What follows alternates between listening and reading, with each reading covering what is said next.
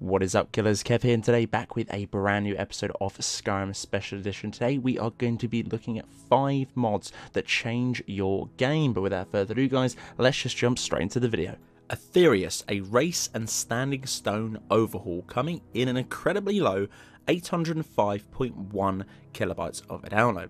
Aetherius is a vanilla plus overhaul that aims to make races more meaningful without making them more distant from the base games, a little bit more true to what they actually would be within the vanilla based game. Again, when it came to Bethesda making these particular games, some little things are going to be hit and miss, and again with the special edition we should have had a lot of fixes to do with the base game, and this one definitely does take the biscuit on this particular sort of area, which is going to be the standing stones, and overall just a mixed sort of opinions to do with the ability races too. In featuring of this one is a set of all starting skills to be 5 instead of 15. Each race has a major skill that starts at level 20 and 5 minor skills that start at level 15.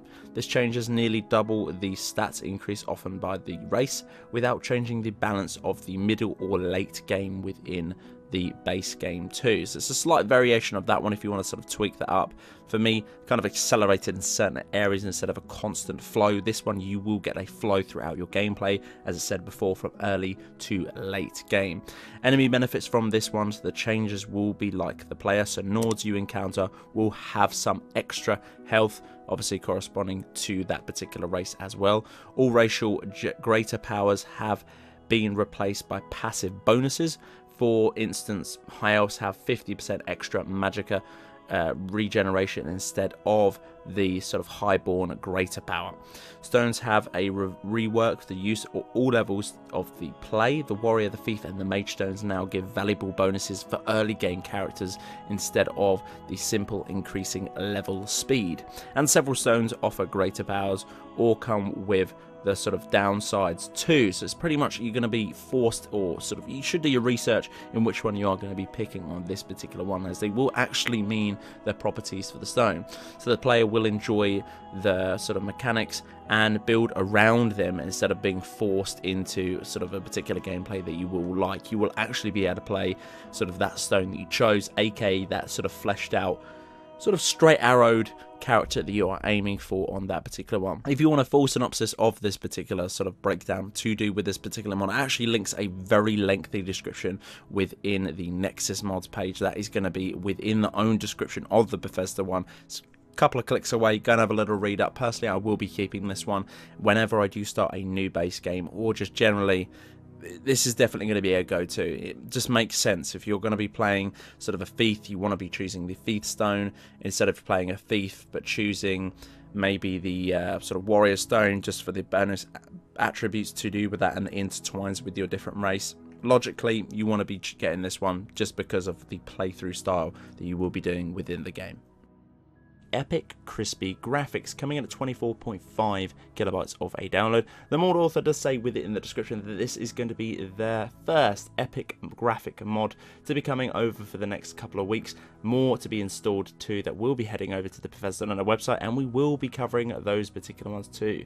But for this one, it's made it a little bit more sharper around the edges, a little bit too, brighter, and a little bit more of a tweak to the natural vanilla colors within there too. This is going to be enhancing the exterior graphics. You can find more on this particular mod author if you want to go and have a little look. They've done loads of different things as well. Personally, I'd only download this one if you have a bunch of other different mods. For me, it was very nice to see that the colors were amped up a little bit slightly, a little bit more brighter, and they were slightly crisp, but that is because I'm running a ton of other different graphic mods. And as I said before, if you're running a vanilla based game, pretty pointless in getting this particular mod. But if you're running a ton of graphic overhauls to do with interior, exterior, waters, colors, saturation, LODs, and all other different fun stuff, this is going to be a pretty cool mod to just overlap onto that. Again, that download size is practically nothing, so you might as well give it a try. Smooth Sky Mesh by JawZ. This one is going to be a port from the nexusmods.com. This one is coming in at 14.6 kilobytes of a download.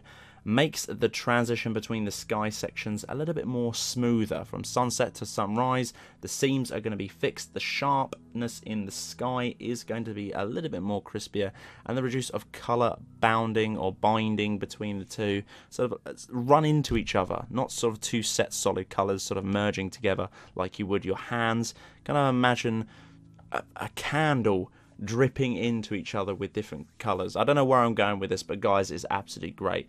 For someone who sort of is taking a fair few sort of landscape pictures with a time off from making videos, this one is going to be an absolutely great one. If you do like sort of looking into the sun, maybe you're on the top of a tall mountain and you just want to see the world go by when the sun comes up or goes down, this one is definitely going to be a banger to grab. Beast Hair, Horns and Beard vanilla based replacer. This one is coming in a baffling 802.8 kilobytes of a download.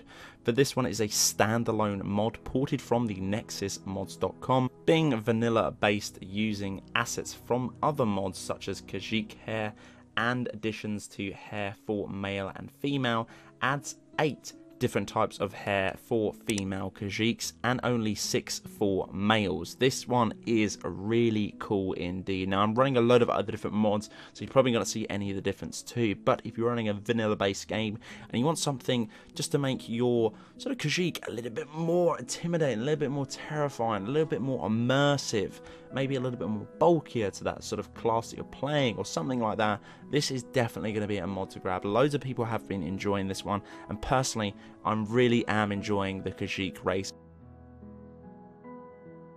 Skyrim Floral Overhaul HD. This is going to be the trees only version, coming in at a big boy download size of 201.4 megabytes of a download. A mesh and texture overhaul for all of the Skyrim Floral features, adding 18 new tree models, improving tree and plant textures. The green forest appears too deep and old. Also, the trees are much taller, as you can tell on the screen now. Another feature that I didn't include within the video clip is snowy trees are much more detailed with heavy snow and some bent branches to give the effect of the realism that snow is actually bowing the branches throughout the trees. Improve the LOD, which is much increased, which is absolutely beautiful, hence that download size, and minimizes the FPS loss when coming to those textures, and the resolution is absolutely on point. High texture resolutions and models and meshes throughout this particular mod is very well optimized, and it fitted absolutely beautifully with all of my other different floral / overhaul graphic mods to do with my game. So guys, that's the end of this episode. Hopefully you guys did enjoy. If you did, I would very much appreciate a like on the video. Click that subscribe button right next as well. There is going to be a little bell icon. If you click that, you will get a notification in some way, shape or form when I upload a video to the channel. But until the next one guys, Killerkev here, and Killerkev out.